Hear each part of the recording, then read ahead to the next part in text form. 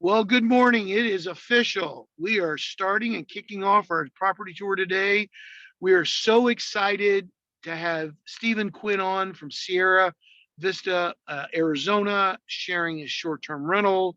Again, good morning, everybody. My name is Scott Buckholtz. I am your host. We also have Yas Hawk on.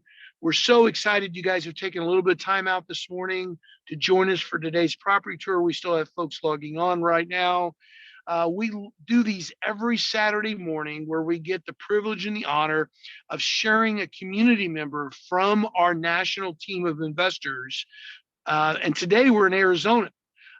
Next week, I believe last week we were in, I just went blank. Um, we were on the East Coast this coming week. We're going to be in St. Louis, Missouri. Next Saturday, we'll be in the St. Louis market. So we're always moving around and we're featuring our investors.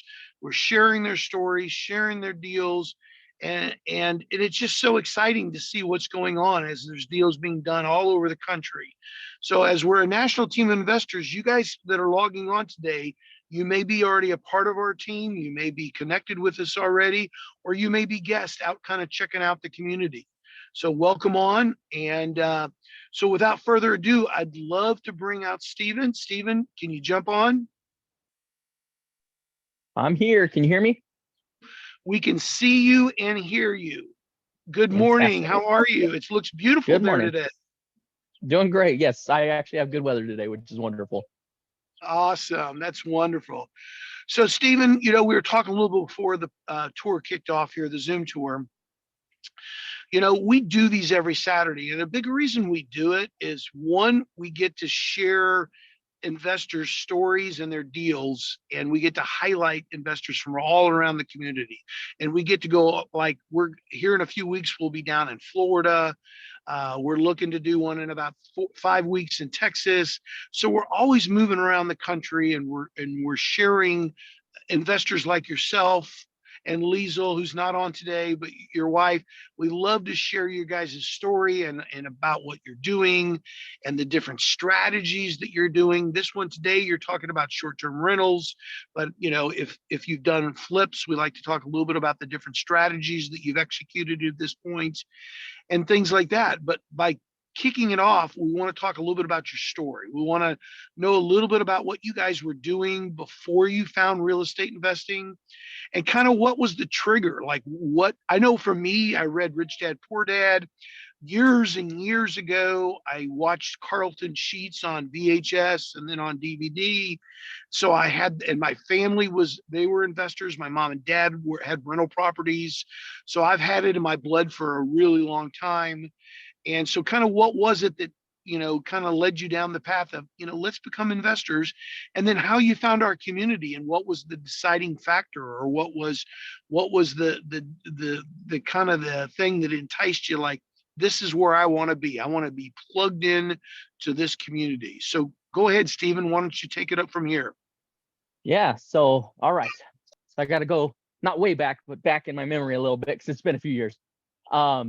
So to put my background into perspective, I used to be a heating and air conditioning repairman. And so when I first was learning that trade, I had gotten an opportunity to go up to Utah and kind of live in the Provo-Orem market. For people that know that area, also covered up into Salt Lake. But what I would do is I would go around and fix people's furnaces all day and air conditioners. And then I was driving up and down the freeway on a regular basis as I was trying to make my way. I had my first child, was still a newborn at this point. I now have 4 kids. But I couldn't figure out like why I was watching other people, what I felt like, succeed. Like, I was paying my bills, I was feeding my family, but I wasn't succeeding. Like, we were going to be renting forever and then never be able to buy my own home. Like, I was just seeing this situation play out where I was like, where's my kind of American dream, so to speak, come into all of this? I couldn't figure out finances well enough to improve anything. And so one of the weird things that kind of triggered me a little bit is I was driving down the freeway on a very regular basis, and there was a billboard on the side of the road that talked about that book that you mentioned earlier, Rich Dad Poor Dad. That's what triggered me to talk about it. And so I see this book and I'm like, I'm the freaking poor dad. How do I fix this? And so I went and looked up the book, read it. It's a great book for anybody who hasn't heard of it. Recommend it. But I got done with it, and all this great information on how I could use real estate to further things, and how really it's a mindset shift of how you do things to flip from being quote unquote a poor dad versus being a rich one, and what that looks like. And anyway, I was like, okay, that's great, but then how do I do it? Like, how do I get started with that? And so I ended up putting that book back on the shelf. This was back around '08. And for those of us who are old enough to remember how that played out, 2008 didn't go so well for a lot of people. And I was a renter at the time, living in a basement apartment in Springville, Utah. And my work basically told me, they said, Stephen, you have a job, but you have no work. So just stay home. We'll call you if anybody calls, and do something. And I have this, I don't want to call it entrepreneurial spirit about me, but I wasn't going to sit down lightly and not be able to pay my bills and feed my family. So I told my wife, I said, I'm going to go to my workplace, have them make up a bunch of flyers for me, and I'm going to staple my business card on all these little door flyers. And I'm going to go around our neighborhoods, and I'm going to start hanging them on all the doors. And I'm going to do whatever it takes so that when people call, I put on there, your service technician is, and then it has my card. And so my goal was, if they call and request me, guess who gets to go do some work? So I was running around hanging all these little things on doors, and every once in a while somebody would call and I'd get a little bit of work and I would go make a little bit of money, but it wasn't enough. And so anyway, that led me to have to look for a new workplace. I ended up moving to Arizona because I got a job with a company that did commercial HVAC, and that allowed me to have work, because grocery stores and things like that, they still need you regardless of the economy, because they've got to keep their food cold and different things of that nature. So I kind of went from a residential heating and air conditioning guy to more of a commercial one, and started learning all the skill set that was needed for that. But so as that's all going on, I still kept remembering this whole, I'm still playing things incorrectly. I'm a W-2 earner, and it's nice to earn a wage, but it's not going to get me where I want to be. So I remember hunting around, and I noticed something. Sometimes I would go sell an air conditioning system to somebody. And as I would go sell that AC, sorry, this isn't all about air conditioning, it's my background, so you guys have to listen to it. I would notice that some of these people, they would hand me a check, I would go install their equipment, and then later they would sell that house, make a bunch of money, having done none of the labor. And it kind of triggered in my head back to that Rich Dad Poor Dad book. And I went, I need to figure out how to be on the other side of the table. So, because I made a few $100 for installing that equipment. That was great, but they made thousands and they just wrote me a check. How does that work? So I started hunting around, and I came across a little ad that said, hey, you can learn how to invest in real estate with none of your own money, things like this. And so I started investigating that, and that led me to some webinars online that I watched. And then ultimately, because I was living in Arizona at the time, it led me to tie into a community in Tucson, which is where it became very real to me that I found, oh my gosh, there's actual people like me that are doing it. And so that was kind of where the wheels began turning, and I started to make the switch, and ultimately started learning some strategies and things from this community that allowed me to do a first real estate deal without any of my own money. And then here we are 6-7 years later, still pumping along and going and doing greater things. So that's kind of my story. That's awesome. That's great to share that. So obviously, coming from the W-2 world, doing a lot of labor type, that's what you did. You did a lot of labor. That's how you earned your living. Yeah. And then you're like a lot of people, Stephen. You're going to resonate with a lot of folks on here, because there are other people that have had dreams and they know they want to get to the other side. They want to not just pay bills. They don't want to just put food on the table. They don't want to rent. They have other dreams, whether it's time freedom, whether it's travel, whether it's building, generational wealth. And, it's hard to do all that when you're working for the other guy, right? And right. And so there's a lot of folks like myself, I'm quite a few years past or older than you. I watched all those Carlton Sheets videos and stuff, and he was like the innovator. He was the real estate inventor on, training and education and stuff like that. But I did all that, and then I put it all up in a box in the top of the closet, you know, and I read the book like you did, and I was like, it, and I got busy with life, kids, Hmm. all that stuff. And so the book went on the bookshelf. And then, like you said, you saw an ad. I saw something on LinkedIn. I was like, wow, this looks fascinating. I said, this is just what I've been thinking and wanting to do. And I know it can be done.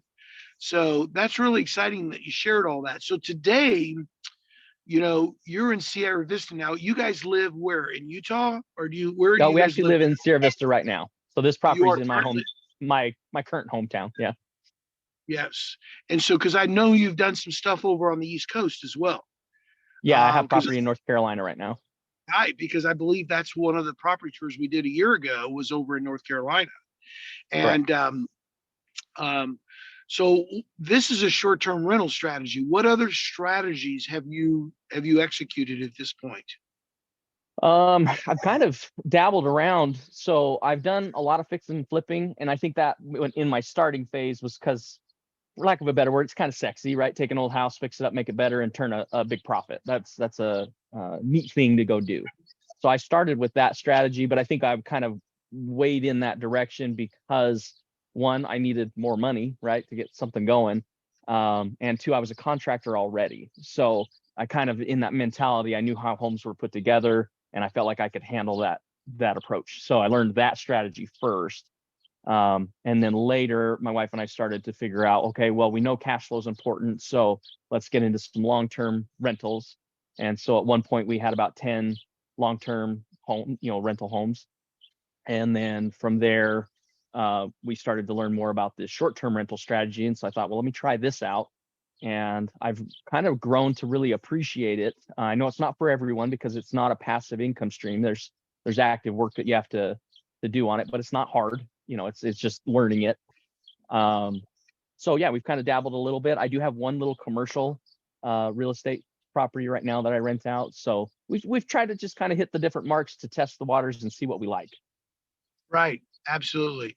So today we're in Sierra Vista, your hometown, and you're going to be sharing with us a property that you've acquired using someone else's money. You'll talk a little bit Mhm. about that, and you're making this a short-term rental. And Yeah. now, do you have? I think you mentioned to me before the call, you have another short-term rental uh, close or very close to this property Uh-huh. or in the area. Yeah. Okay, Yeah. So in the same town, I already have one that we've been operating for a while, and this is now our next one in the same community.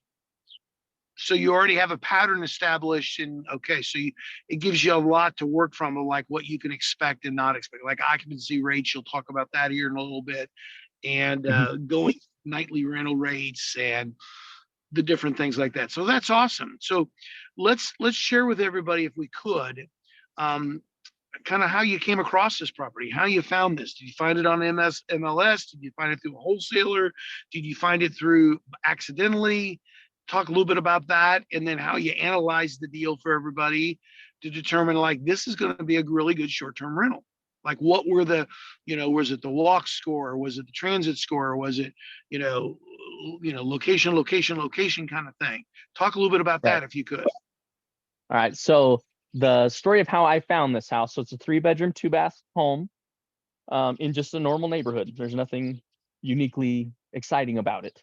But how I found it was the person who, so I've learned to use other people's money to do deals. And when you get good at partnering with people in that way, then they tend to want to find other deals to do with you. So my other short-term rental that's here in town, um, I used a CPA locally that I know that he invests his money in real estate. So we set up a situation where he bought the property for me, and then I pay interest back to him each month on that money. So it's better than him parking it in a savings account or something like that. So anyway, he likes the way that's been working. He said, Stephen, I have one of my clients that needs to sell their home. They have not listed it and they need to move quickly. He's like, I've seen the house.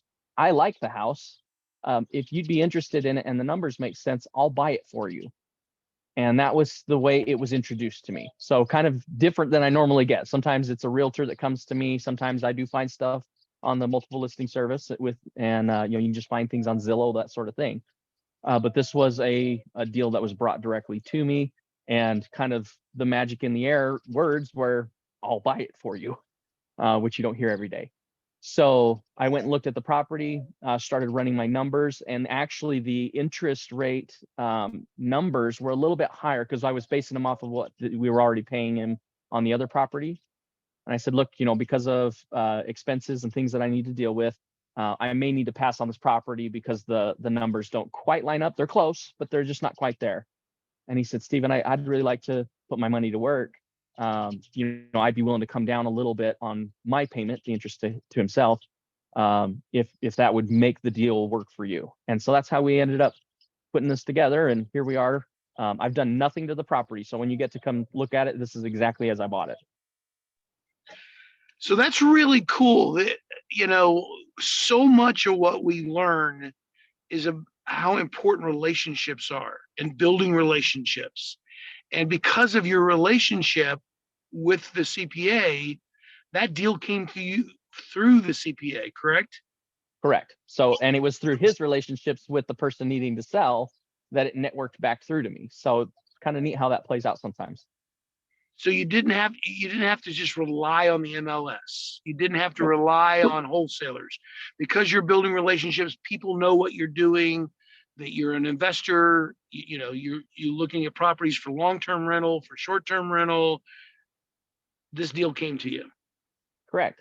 And I think, this is for anybody who's like new at this, be mindful of what you say online. I make it known that I do real estate to other people. And that has helped to kind of encourage that network of people that has allowed these kind of deals to come to pass. So you were able to analyze the deal, if I understand correctly. The numbers initially didn't quite hit your parameters or where you were looking for, but by talking to your investor, you were able to move a little bit on that, and so the numbers did work, and you guys were able Correct. to acquire it. So, and I know we'll talk about the numbers toward the end, but so basically, your investor, your investor partner, they've supplied the funds for all the acquisition, and then you threw in some money to do a little bit of the renovation and staging, correct?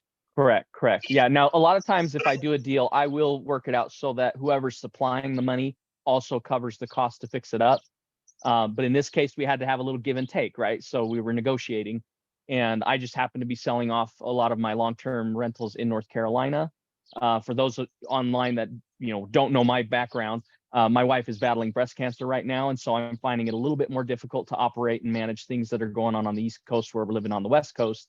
But as I'm making that transition and fix to make my life a little easier, that means I'm selling these properties and gaining a lot of cash from the sale of them. And then, so it's not a big deal for me to turn around and invest that cash that I just made back into this. So that's where the money's coming from that's allowing me to do that. Absolutely. So what was the determining factor for you why you said this will make a great short-term rental? That was it. Okay. So if anybody knows where Sierra Vista is on the map, it's very, very south on the Arizona, close to the Mexico border, pretty much. I think I could be to Mexico in about 20 minutes. But there is a military base here. And this house happens to be 2 minutes drive from the main gate. So for me, there's a lot of contract work that comes into town. There's a lot of, military people that might be here briefly as they're getting some extra training and then leaving again. I'm aware of that living in this community. And so this house is going to be set up and the story told, not so much as this is a vacation place to stay, but rather a working place to stay. And so we're staging it to accommodate that style of circumstance. so that these military personnel or contractors coming in can easily stay here, hop right on the military base as they need to during the day, and easily, they have per diem rates and things that they're being given by their companies that they can rent this place to stay. Excellent. Now, how long have you operated your other short-term rental that's in the same community? That particular short-term rental I've had for about 6 months now. I did have another one previous to this that we had for over a year. And that was actually my old primary residence. When we moved to North Carolina, I set it up as a short-term rental. So we've got, 2 different places that we've been able to kind of see how the numbers are playing out over the year. Absolutely. And have you found that you're getting a lot of military people and contractors that are staying? Yes, yeah. And the other side of it too, there's things that we don't think about. We have like military graduation that takes place around the same time that college and high schools graduate. And so a lot of these people who are stationed here from out of state, their family wants to come visit them. And so during that summertime, we've actually had, full families come and stay at our place. I know that's only like a little bit of time out of a year, but my point is you start to kind of learn the little nuances of what's going on in your area, and then you can cater to those circumstances and help keep your place booked. Fantastic. So, again, we're going to get to the numbers toward the end. If anybody wants to type in the chat room as we go along, if they have any questions for Stephen, we'll get to those questions. So you were able to analyze this property. You made the numbers worked, okay? And because the rehab budget and the staging was not a tremendous amount of money, it must have been in really good shape. It really kind of is, and I'll show you here in just a second. Absolutely. So, and so you just acquired this and closed on this, what, a couple weeks ago? Yeah, so I would have started work on it already, but right after I bought it, I needed to travel back to North Carolina to take care of some business over there. As I said, we've been selling some of those properties. And so I was gone for a week dealing with that. So the house kind of sat. So this week we've been getting our utilities in place and getting the contractors in place to help us get some stuff done, ordering things online to have them shipped here, that sort of thing. So at this stage of the game, the house is basically as I bought it. Okay, gotcha. And what do you see as your turnaround time at this point? I'm hoping to have it up and running by next month. So we'll put it, I guess we're kind of towards the end of the month. Before the end of May, we'll have it online. So you'd like to have it online for the big Memorial weekend? Absolutely. There you go. There you go. That's awesome. That's awesome. That's great. So I think, how did you find, if you jumped on late, is that Miriam? Yeah. So Stephen found this property through his CPA, and his CPA was wanting to be a part of this from the lending. So again, it was through a relationship that Stephen had created that he was able to acquire the property and fund the property. So great question. In case anybody else jumped on late and didn't hear that. So Stephen, do you want to go ahead and start taking us a little bit through the property? That would be awesome. Yeah. If you don't mind, I'm going to switch views here and make it where I can see what you're seeing. And I'll walk you out here. So I've been kind of standing on the side in the shade, so we didn't have too much glare for everybody. So you actually have grass down there? I didn't think everybody had grass down there. Well, I have a lot of pigweed, but yeah, I think there's some grass mixed in if you actually look a little closer. So, but yeah, so this is the home. And as you can see, being an Arizona home, there's a nice screened-in porch, but they also had just put on a metal roof. And so that was one of the kind of the ooh-ah things for me, because there's very low maintenance. I'm not going to have to worry about dealing with a roof replacement down the road. But let me just kind of walk you into this house. So it's a 3-bedroom, 2-bath brick home. And again, if you look down the street, it's just a normal, decent little neighborhood. But let's walk on in here. Is there anything you're going to do to the outside of the yard? We're going to obviously kind of clean it up and make it less maintenance need. So for me, the things that I look for is, I don't want to have people coming to that, right? That's not going to look nice. So I'm probably going to move in a lot more gravel type application over here, but I am going to keep some of the greenery. So we'll try and get the lawn back to life, get the plants and things trimmed up because they haven't been dealt with in any recent amount of time. So if that helps.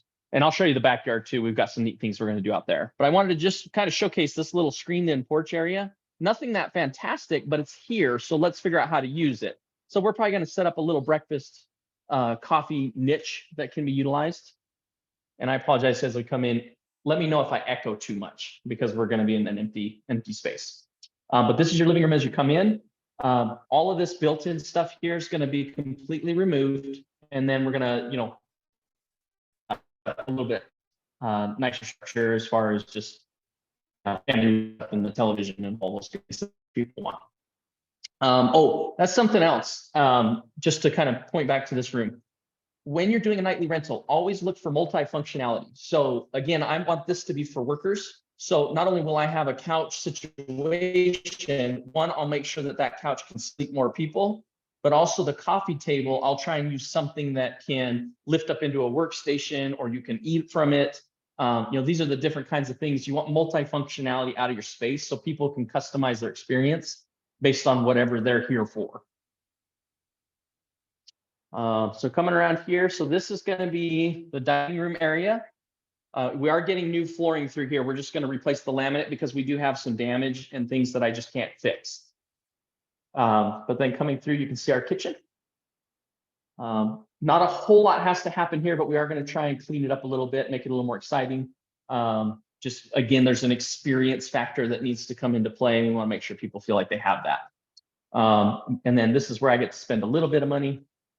Just to show you, we have a very, very fun antique at this point. Feels weird to say, but because I don't feel that old, but a very old stove that we're going to need to replace. So yeah, that looks coming like around that here. Yeah, I think it's original to the house. Yeah, it does so work. too. Yeah. So, but we have some things that, when you're a normal homeowner are okay, but like this old ceiling fan, you're not going to want that in a nightly rental. We're going to want to do like pod lights in the ceiling or things like that. So these are places where there's really easy things you can do now where I can even just replace this light with something that mounts very flush and gives us that pod light look for a very inexpensive price. Something else I have just sitting here, so I thought I'd mention it. When I do nightly rentals, you want to find yourself some kind of digital locking mechanism that you can connect to via the internet, Wi-Fi situation. Because I want to make sure that every time I get a new guest, I can turn a new code out for the new guest. And that way people feel safer in the space, that they're the only ones who know the code to get in besides the owner. As well as if there's ever a conflict, whichever code was entered gets, what's the word I'm looking for?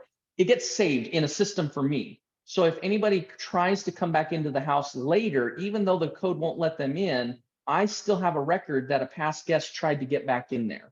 And that's important to me for security purposes. So we've not had any issue with that, but it's things like that you want to think about. Okay, so this here is kind of a laundry room space, but it's big and it's a little bit awkward. So what I'm planning on doing is we're going to actually door this off and put a door over here as well.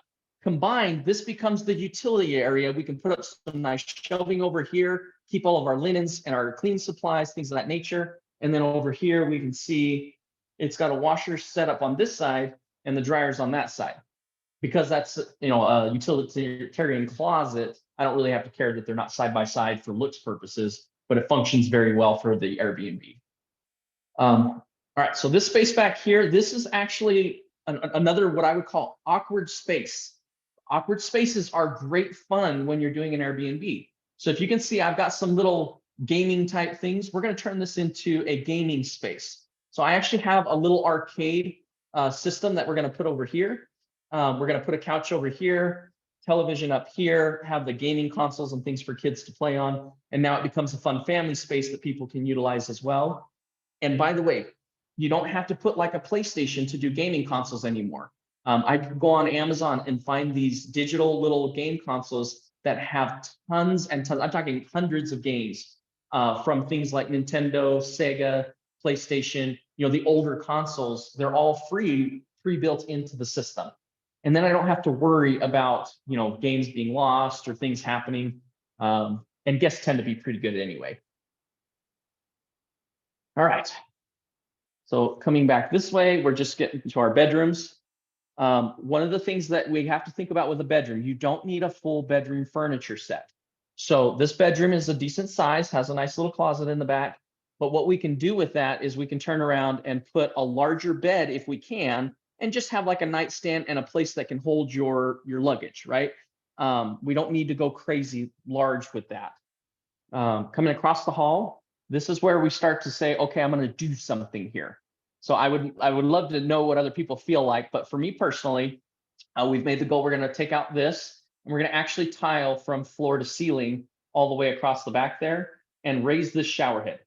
I'm only 5'7", and that shower head, my head is above it. So just to give you an idea, it's not a very high situation. But we want to clean that up and get things going. Oh, I see, Jackie, thank you. Is the carpet being replaced? In this situation, no, but it is being professionally cleaned because as you can see, it's a little bit dirty. Carpet is kind of a no-no, but it's already here and it's not that old. So in this case, the carpet's just not that used. So we decided we'll go ahead and get some life out of it first, and then we can replace that flooring at a later date. All right, so coming back, here's bedroom number 2. Go ahead. Hey, Stephen, I think I saw that the lock, the front door lock was a Halo?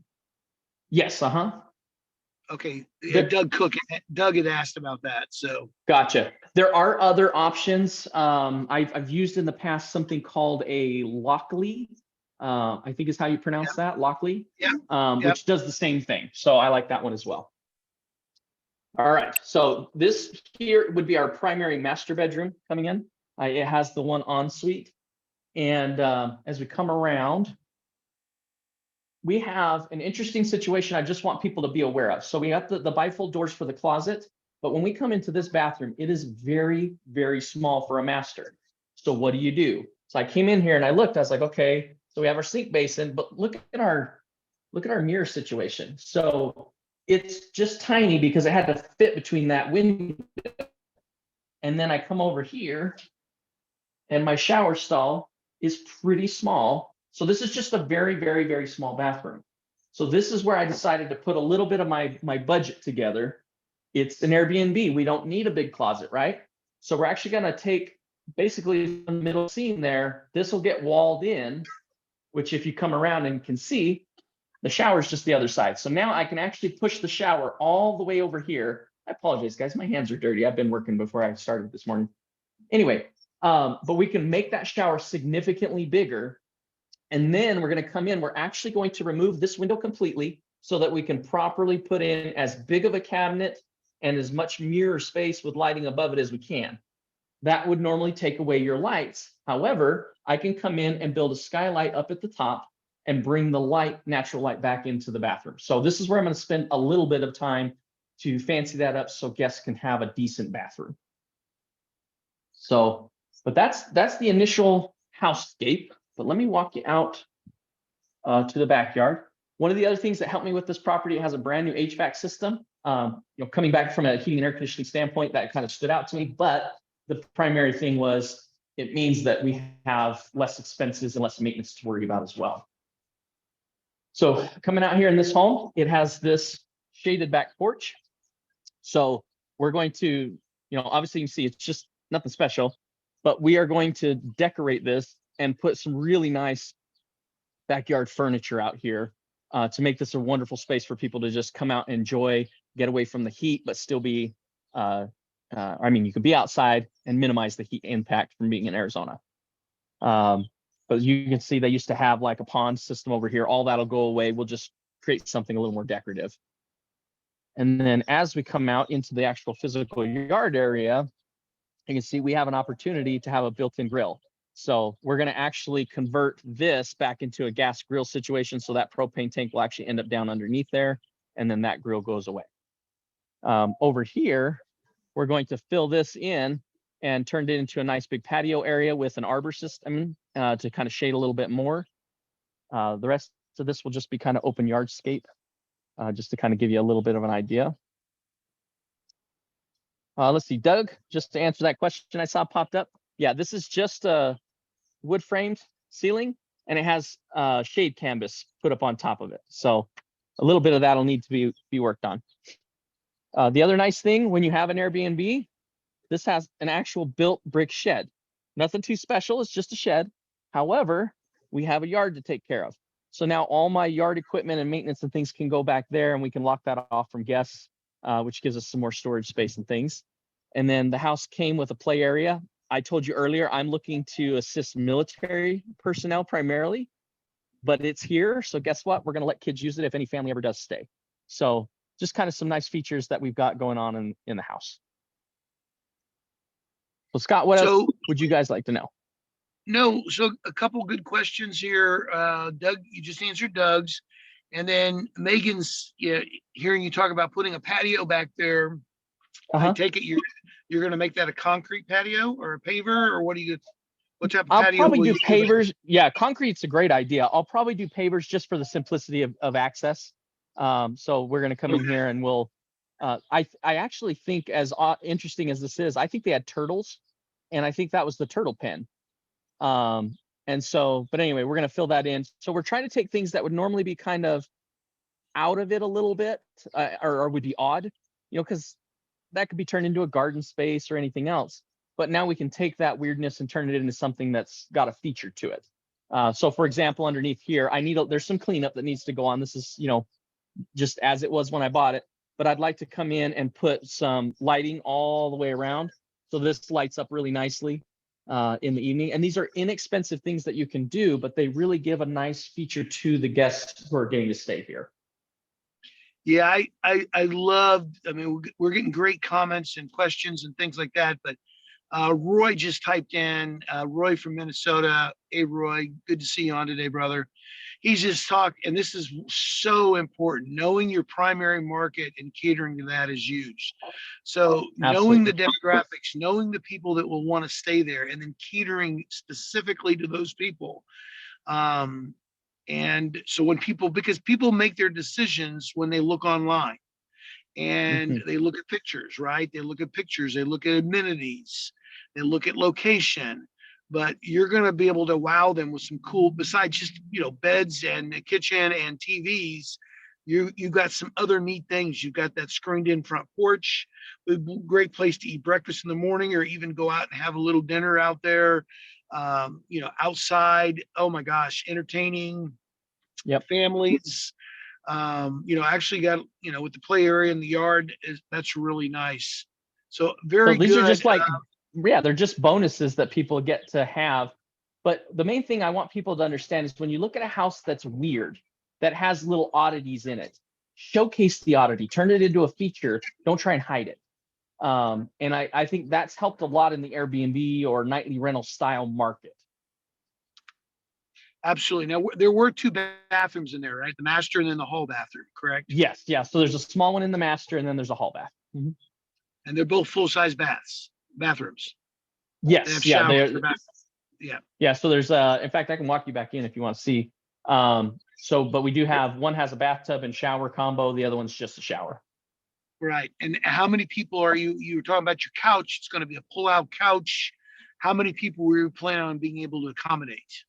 Okay. So that is the conversation that's a great question. So let's walk you through that. Okay. I'm going to flip the camera around just so we can kind of see. So when it comes to nightly rentals, it's all about the beds. So if we have a couch sleeper here, so that's one person. If you go big enough, that could be 2. But let's start with just saying 1, right? So we come in here. If we get a large enough bed that can sleep 2, so that's now 3 people. By the way, there's bathroom number 1. So 3, we come in here, we do another larger bed. So that's 4, 5. And then we come in here to our primary bedroom, 6, 7. So now without thinking, we've easily fit 7 people. And just to finish off, there's that second bathroom, okay? So how can we look at this space and go, can I fit somebody else, right? And so I thought, okay, well, let me come out here. We're going to have a game room with a couch. Could we set up that couch system with an opportunity to maybe it folds out into another bed or something of that nature? Or could I have a rollout bed that sits in a closet somewhere that could be put? You see what I'm saying? So like, you want to find opportunities for how can I fit more people in here? And then of course we always put a little pack and play style crib for children. And that way parents can easily bring in a smaller child as well. So for everybody on, I'm sure everyone's aware, but there's a lot of income opportunity if you sleep 7 or you sleep 10. Is that correct? Yeah, so the more people you can fit in there, and the way I run my nightly rentals is I don't just have the price always high. Let's say I could sleep a maximum of 10 people if we got really creative. I think that's a doable thing. But do you really want 10 people using 2 bathrooms in your space all the time? Probably not. So what I do is I have the normal thoughts of what it can sleep, have the opportunity to sleep additional people with these extra creative solutions, and then have your listing set up where it says, if you go above and beyond the normal sleeping arrangement, here is, it's an extra so much per night per person. You can pick what that is to allow more people in. So now you're budgeting for the average household you're going to have and getting your money there. But if there happens to be a larger group that decides your place is great for them, you can house them and they'll pay a little bit more for that stay. We've got a question from Isabel here, and so she's on today. She's watching this property tour. She feels like she's seeing there's a lot of maybe some hands-on work that has to be done on this, even though I know you'll talk about numbers here in a minute because your budget's not really that large. Right. So you're going to be able to get all this accomplished for not a tremendous amount of money. But her question is, as a female, how do you get this work done? Are you hiring people to do this? If you're a female doing this type of rehab or I wouldn't call it a rehab because it's not really a rehab. It's more, just it's a cleanup and furniture, primarily. Yeah, a lot of the wow factor for me looking at this house, because it is an amazing house.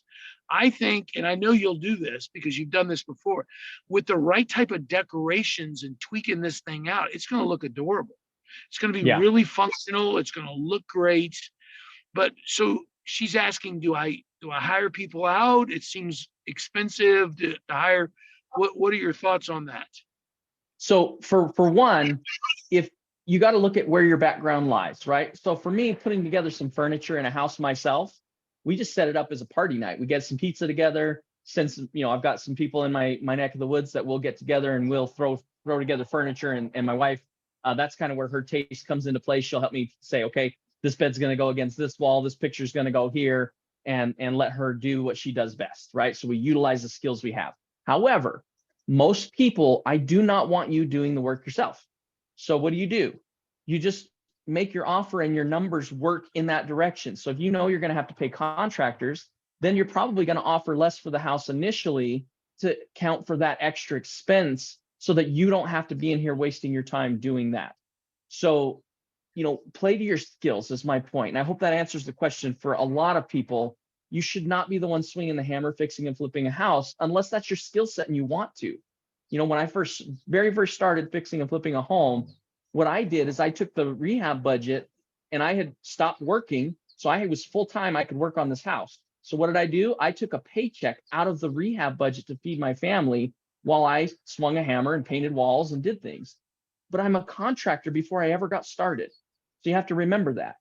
And so I'm not saying that that's the avenue you need to go. If you want to get things done fast, which time is money, then just, adjust your budget in your offer initially. And don't be scared of offering lower than people ask for. People trade their equity all the time for peace of mind. If they need to leave or they're in a harming situation having this home, they will give it away in order to walk away and feel comfort again. So never be harmed by saying, well, but that's not what they're asking for the house, and you're scared of what your offer might be. Absolutely. And I had a direct message sent to me, Stephen, that said, hey, if I've never done a short-term rental before and I want to do one, how would I get started? Would you recommend to someone who's never done a short-term rental, would you recommend maybe doing the first one, maybe partnering with somebody who has done a short-term rental? If you have the opportunity, I think that's a great way to get started. There's a lot of avenues. It's hard to say because I didn't start with short-term rentals. I started fixing and flipping. I had then become a landlord, so I knew what it felt like to deal with, clogged toilets and tenants not paying their rent and Right. that sort of thing. So I felt that first. And I'm not saying that long-term rentals are bad. Please, there's a really great avenue for those as well. But you have to learn your niche and what you like, right?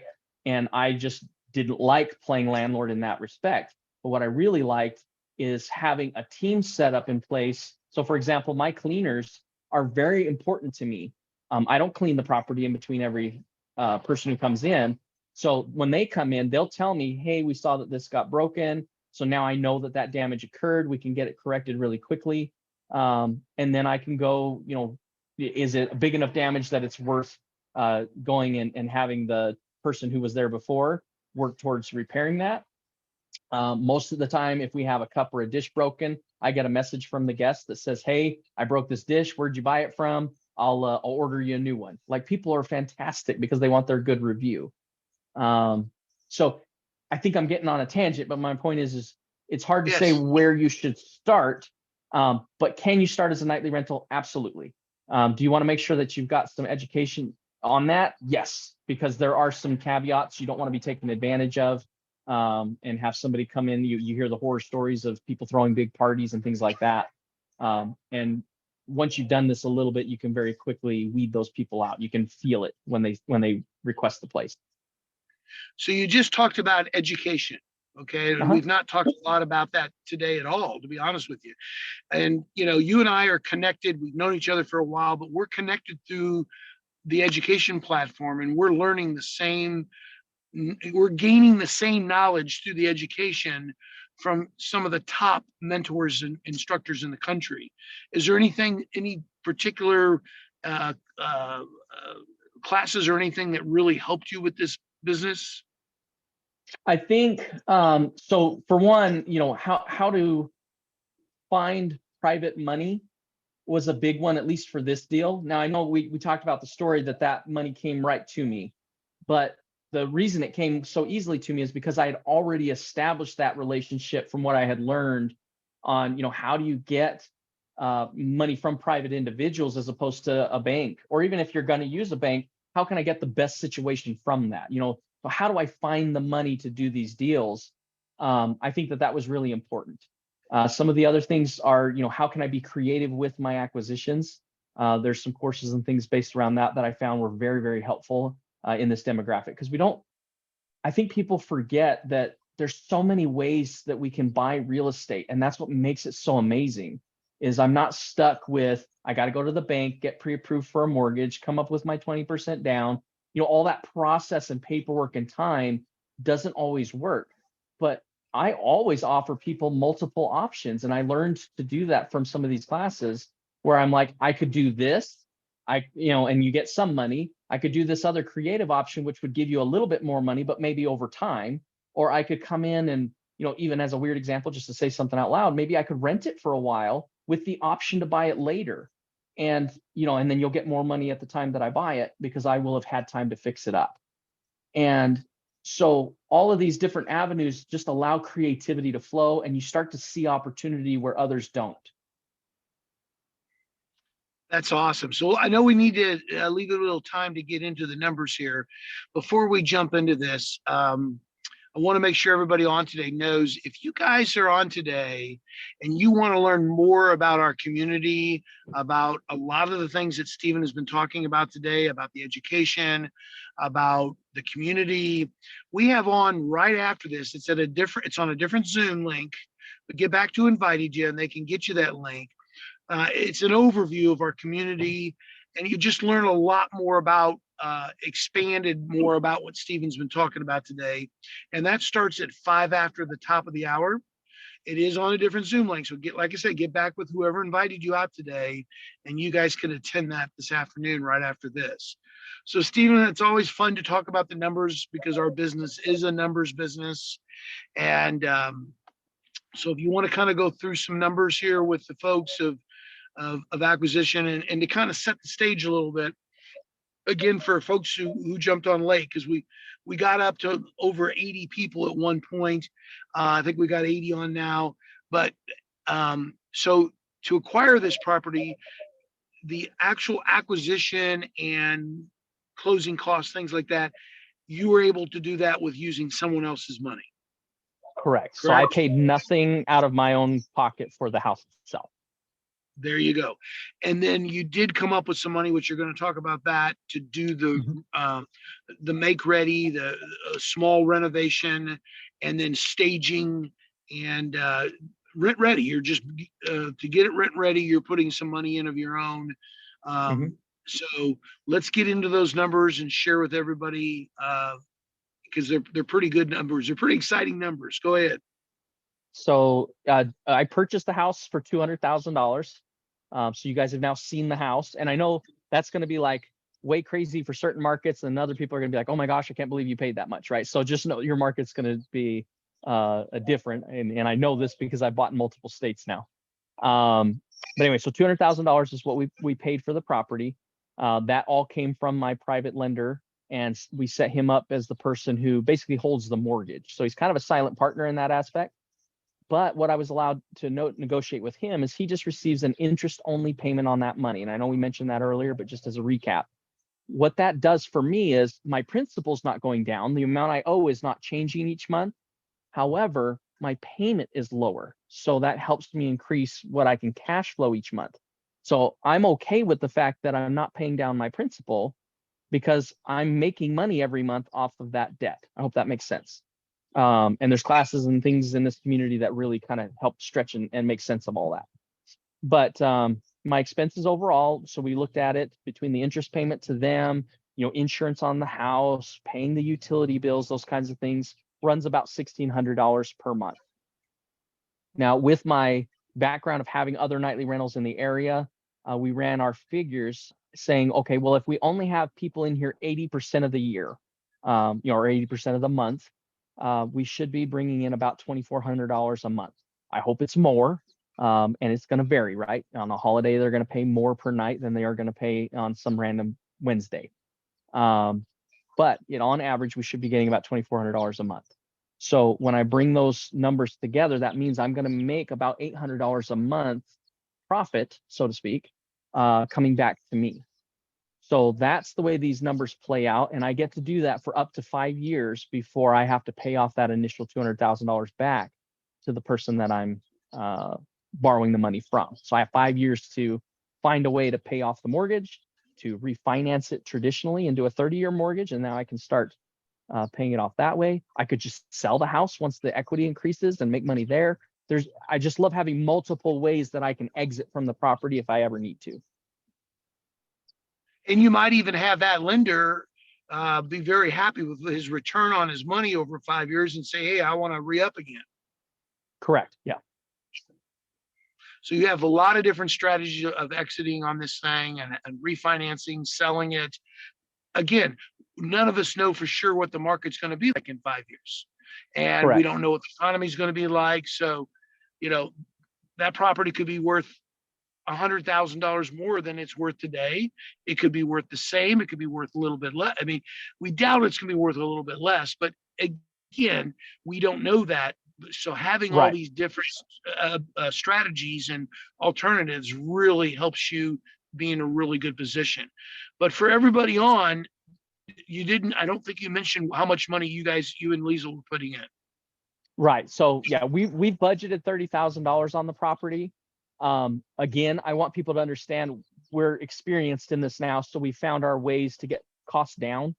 So we are using contractors and things to work on this property, but we've already established those relationships that these contractors know that I'm doing deal after deal after deal with them.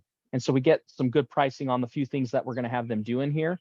There's not a huge amount of renovation going on. So the bulk of that money is going to be spent on, beds and televisions and dishes for the property. So you have to keep that in mind. So your net operating, like your NOI, did you say it was $800? Yes. And I did see a little comment flash across the screen briefly. Somebody was mentioning that, hey, you're not including Uncle Sam in that. Correct. My business has to pay taxes at the end of the year. But one of the things that a lot of people don't realize that is an amazing thing about real estate is I can account for depreciation to help me lower what my taxable income is on the property. I can accelerate that depreciation if I need to and pull it out quicker. But not only that, everything else that's going on, the expenses that I'm spending money on are tax write-offs. My cell phone that I'm using right now for this Zoom meeting is a tax write-off every month. So I've learned to utilize these other avenues to minimize how much we do pay in taxes at the end of the year. And so that's something that doesn't scare me. It's something that we shouldn't be fearful of because the government's given us those opportunities. Absolutely. Yes. So Samuel, yes, he's set this up with this private lender on a 5-year balloon. And Stephen went through the different strategies you could execute when he gets close to that 5 years. Yes, Isabel, taking classes is huge. I mean, you know, understanding and understanding this business. Like we talked about, this strategy is short-term rentals. We have a whole section of classes that are available just on short-term rentals, and those are amazing. And Stephen, I'm sure you enjoyed those and were able to take a lot from that as well. Absolutely. I mean, if something's there and available to you, use it, right? Use the tools you have. But I need everybody to remember, I was just a heating and air conditioning repairman. I don't want to say I was nobody. I mean, I had value in my life, but I didn't know how to do any of this stuff. I have learned it all over time. And how did I learn it? Because I got attached to a community of people that, I remember doing my first deal. I was like, I found the deal, right? And I don't know how much time we have left here, but I'll just briefly hit. So this house, like the roof was peeled back. The inside looked like NASCAR. It had black and white checkered floors. It was an ugly, ugly house, but it was in a good neighborhood. And I was like, I've never done a deal before, but this is a deal. I want to do it. And so I made my offer. They came back and said no, but we renegotiated and I got it under contract. And I immediately had this like woohoo moment. And then the wash hit. Now, how am I going to pay for it? And because I had a community to rely on and I showed it to some of the people, within 24 hours, I had 2 partners come along and they say, I'll do that deal with you. And I like, how amazing is that?